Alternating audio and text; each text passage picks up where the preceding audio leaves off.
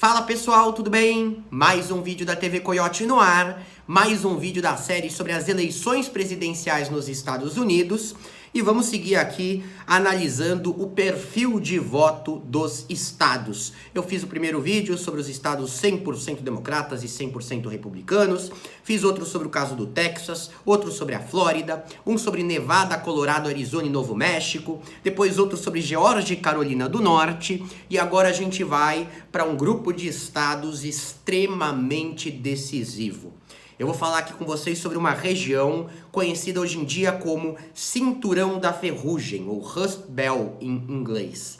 Essa região dos Estados Unidos fica lá na área nordeste do país e ela, na verdade, reúne vários centros urbanos espalhados por alguns estados diferentes, tá? Você tem ali essa área focada muito no Michigan, Minnesota, Ohio, Iowa, Pensilvânia e o Wisconsin. Esses são os 6 estados principais do Cinturão da Ferrugem, mas também partes ali, gente, até de Nova York, lá pro fundo de Nova York, Indiana, Illinois, até mesmo Kentucky, Maryland, New Jersey e Missouri, tem cantos, regiões, cidades que são consideradas parte desse chamado Cinturão da Ferrugem, gente, o Rust Belt. Gente, por que Cinturão da Ferrugem? Olha, essa área era conhecida nos Estados Unidos até os anos 70 como Steel Belt, o cinturão do aço, ou então Manufacturing Belt, né, o cinturão da manufatura. É uma região que era extremamente industrializada, principalmente ali com destaque para o ramo siderúrgico, mecânico, metalúrgico, petroquímico, alimentício, têxtil. E ela sempre teve essa industrialização muito forte em razão da localização no entorno dos grandes lagos, que servem ali como hidrovia para você poder ter o envio dos produtos produzidos, a proximidade com o Oceano Atlântico, isso tudo facilitava muito as trocas comerciais. E não bastando, você tem ali perto também várias fontes de matéria-prima para todas essas indústrias, né? Sobretudo ali carvão mineral.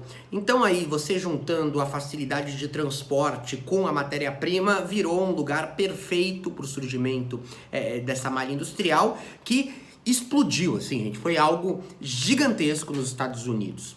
E essa área chegou no seu auge industrial, por incrível que pareça, no início dos anos 50. O auge foi no início dos anos 50. De lá para cá, só declínio. É assustador quando você vê o quanto essa região toda virou decadente, tá? No comecinho dos anos 50 estava lá no auge e no final dos anos 50 a situação já estava ficando delicada. E não teve nenhum sossego de lá para cá, tá? Isso se deu por causa do processo de desindustrialização, né? Bastante conhecido no mundo inteiro e os efeitos dele também são bastante conhecidos. Tudo resultado, gente, da globalização, de uma série de acordos comerciais, muita coisa que tinha que ser produzida no país passou a ser produzida no exterior, né, e ficou mais barato às vezes comprando do exterior. O avanço de tecnologia diminuiu a necessidade de mão de obra nas indústrias. Você teve também uma economia nos Estados Unidos, em vários outros países ocidentais, tendendo mais com o tempo para o setor de serviços e tecnologia, então isso fez até mesmo com que o Estado não priorizasse muito a indústria a partir desse ponto. Você, então, com isso, tem um resultado muito simples. Menos fábricas com menos funcionários, um grande número de pessoas desempregadas, o que leva por consequência também a um colapso no setor de serviços, a um colapso no comércio, porque você passa a ter um monte de gente que não tem condição de comprar absolutamente nada, vira um efeito dominó completo. E por isso, gente, deixou de ser o cinturão do aço, o cinturão da manufatura e virou o cinturão da ferrugem. Porque tem muita coisa enferrujada lá, maquinário enferrujado, prédios abandonados. Uma das cidades símbolos dessa região é Detroit, né? Detroit, que ficou muito conhecida pela indústria automobilística, hoje tem bairros inteiros completamente abandonados. Quando você vê a queda de população, é algo completamente surreal, né? Por exemplo, no caso de Detroit, a população era de 1.849.000 pessoas em 1950. Em 2000, já era de só 951.000 pessoas. Em 2020, 639.000. Hoje, a população em Detroit, ela é mais ou menos 1/3 do que foi nos anos 50, quando a população geral do mundo e do próprio Estados Unidos era muito inferior. Né? Em Ohio, em Cleveland, você tem lá 914 mil pessoas em 1950, 372 mil em 2020, caiu para 1/3 também, uma queda que prosseguiu ao longo desse século mesmo. Isso fez com que os estados que concentram essas cidades do Cinturão da Ferrugem, eles passassem a ter um eleitorado diferente da média. São estados que passaram por uma transição muito rápida. E alguns deles hoje já estão mais estáveis ao lado de um partido político. Outros não, outros ficaram, né, passaram a ser swing states, estados pêndulo, estados que ninguém sabe em quem vai votar na próxima eleição presidencial. Como eu falei, essa região, ela está dividida ali em 6 estados principais e existem 7 secundários, em que assim, gente, o estado tem várias outras áreas que nada tem a ver com isso, mas tem ali uma cidade ou outra com a sua relevância, ou que teve a sua relevância, que também era aí com foco em toda essa indústria. Bom, vamos olhar casos de estados e como eles votavam, gente. Primeiro, com os 3 estados aí em que você teve uma recaída muito considerável do Partido Democrata em meio a essa piora na situação econômica e esse processo de desindustrialização. Tá? Michigan, Wisconsin e Pensilvânia. Os democratas ganharam todas as eleições entre 1992 e 2012 nesses 3 estados. Isso muda em 2016. Nos 3, o Trump saiu vitorioso, mesmo que pesquisas ainda estivessem apontando uma possível vitória da Hillary Clinton, tá? Eles voltaram para o Partido Democrata em 2020, eles votaram no Biden em 2020, mas com uma margem de votos muito estreita e nada garante que essa margem de votos vai estar garantida de novo na eleição desse ano. No caso do Michigan, por exemplo, gente, a gente pode ver que o resultado já era bem apertado entre os democratas e republicanos há um tempo. Não é que os democratas ali tinham o estado com uma folga. Em uns anos sim, 2008 lá, com o Obama, eles conseguiram uma baita vantagem. Mas quando a gente olha ali, até mesmo antes, né, em 2004, uma margem ali de 4 pontos percentuais, não era nada absurdo. Tá? Aí em 2016 o Trump leva a da Hillary com 0,2. 2020 o Biden consegue aí novamente, né, trazer de volta o estado para os partidos democratas com cerca de 3%. No caso do Wisconsin, a gente vê ali já algumas eleições muito apertadas, né? Em 2004 os democratas ganharam lá com uma margem de 0,4%, né? Em 2008 Obama também consegue uma baita vantagem. Em 2016 a gente tem a Hillary perdendo por 0,7 pontos. E depois o Biden ganhando com apenas também 0,7 pontos percentuais. E a Pensilvânia é o principal desses 3 estados, gente, porque a Pensilvânia é um estado grande e que tem muito delegado, tá? É hoje o estado pêndulo mais disputado de todos em razão do seu número de delegados. Apesar de ter passado por uma baita decadência populacional, né, que também mexe com o número de delegados, a Pensilvânia chegou a ter 38 delegados até mesmo ali nos anos 20, 30, esse número foi caindo consistentemente, hoje é de apenas 20 delegados. De qualquer forma, na verdade hoje é de 18, na nova atualização caiu de novo. De qualquer forma, em 2020, o Biden ganha só por 0,2%. Em 2016, a vitória do Trump também muito apertada, 0,7%, tá? E um histórico também que não era um estado 100% democrata, pendeu mais para os democratas com força ali em 2008 com Obama, mas uma exceção também, ok? Então, nesses 3 estados a gente tinha lá, eram democratas, ok? Mas democratas ali muito no meio, uma margem de votos muito pequena, e com o Trump eles foram de Trump em 16. Voltaram para os democratas, mas com uma margem muito apertada, e hoje são swing states dos principais, tá? A gente tem um caso de Minnesota, gente. Minnesota não é o estado cinturão da ferrugem. Não, Minnesota tem ali áreas como Iron Rand, na região nordeste do estado, que tem uma economia baseada na mineração de ferro, que sofreu muito com esse declínio industrial. Esse ferro ia muito para as indústrias dos estados vizinhos.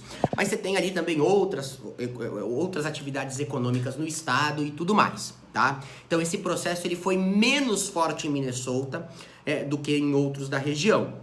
De qualquer forma, né, Minnesota ainda tem os democratas ganhando desde 1976, ok?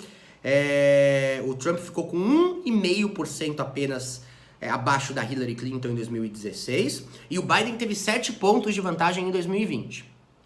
Mas percebam, é uma situação ainda não garantida para os democratas. Eles precisam jogar dinheiro na campanha eleitoral ali. Assim como os republicanos jogam dinheiro tendo a esperança de algum dia conseguirem Minnesota. Tá? Então Minnesota por pouco não entrou nesse primeiro time aqui, Michigan, Wisconsin e Pensilvânia.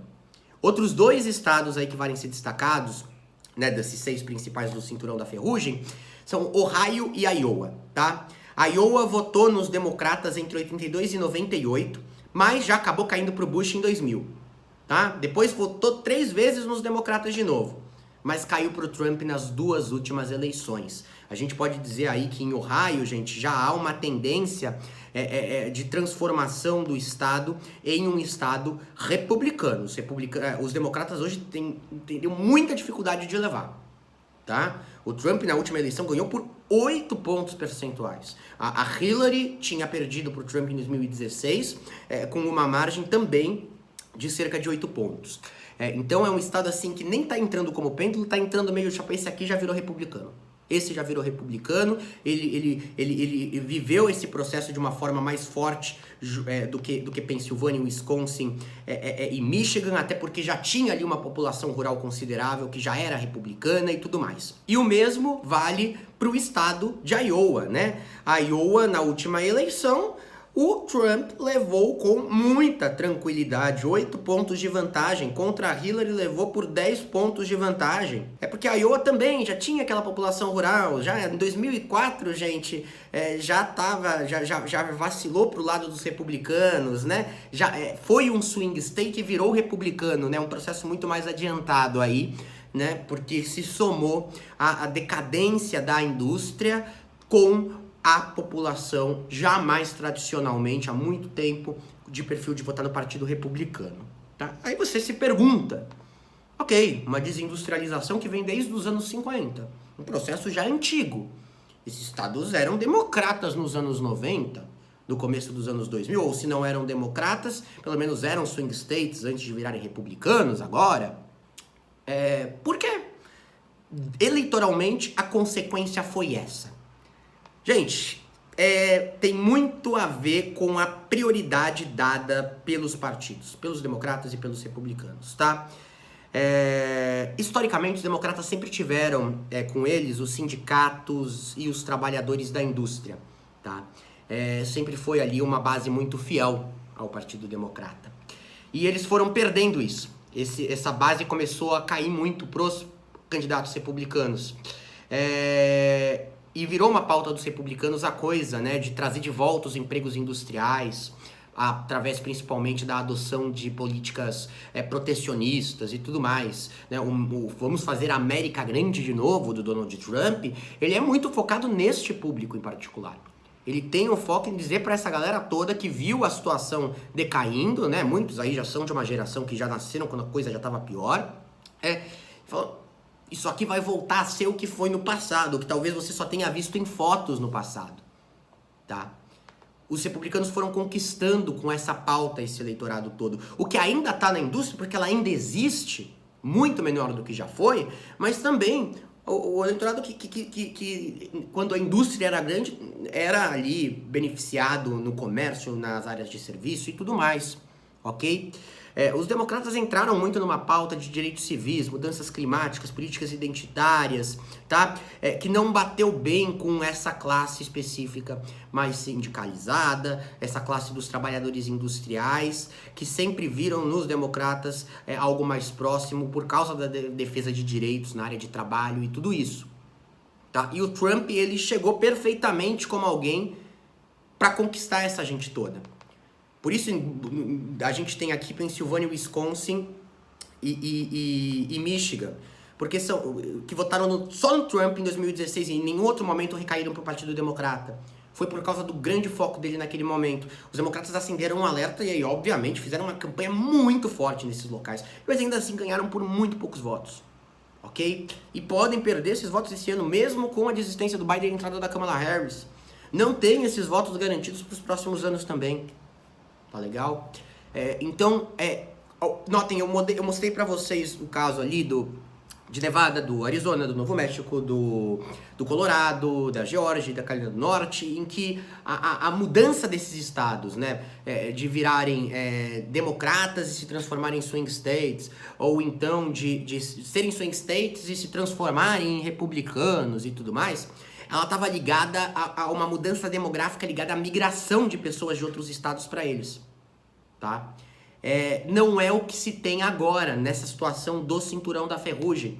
É uma situação em que os mesmos que já votaram no Partido Democrata, as mesmas pessoas que já votaram no Partido Democrata, passaram a optar pelo Partido Republicano, porque passaram a ver no Partido Republicano alguém que poderia ser melhor do ponto de vista principalmente econômico. Tá legal? É um perfil diferente. É evidente, né? Os números mostram que você tem a questão de migração, porque teve uma diminuição da população nesses estados, tá? Mas boa parte das pessoas que saíram desses estados também não saíram hoje e não são satisfeitas com o Partido Democrata. Estão insatisfeitas em outros locais, ok? Claro, acaba trazendo também essa desindustrialização, um processo oposto à urbanização, aumenta a população rural. Então, todos esses ingredientes se somam e fazem com que, se até agora o que a gente viu nessa série, para quem assistiu os outros vídeos da série, e quem não viu, veja, recomendo, faz com que, se a gente viu até agora, o Partido Democrata conseguindo novos estados, que estavam sendo perdidos pelos republicanos, principalmente, agora o processo seja, nessa região é diferente. Os republicanos estão conseguindo tirar dos democratas. Até em que medida eles vão conseguir fazer isso, a gente não sabe. Tá legal? É isso, gente. Os principais swing states já foram citados aqui nessa série. Eu vou fazer um último vídeo sobre alguns estados que não entraram lá como azuis nem vermelhos, porque em algum momento, de 92 pra cá, não tinham votado, votaram num partido diferente, tá? E aí depois vou fazer um vídeo geral sobre a tendência futura das eleições dos Estados Unidos com todas essas mudanças, levando em consideração o sistema de colégio eleitoral. Espero que tenha ficado claro, se não ficou é só comentar aqui embaixo. Um grande abraço a todos e até a próxima.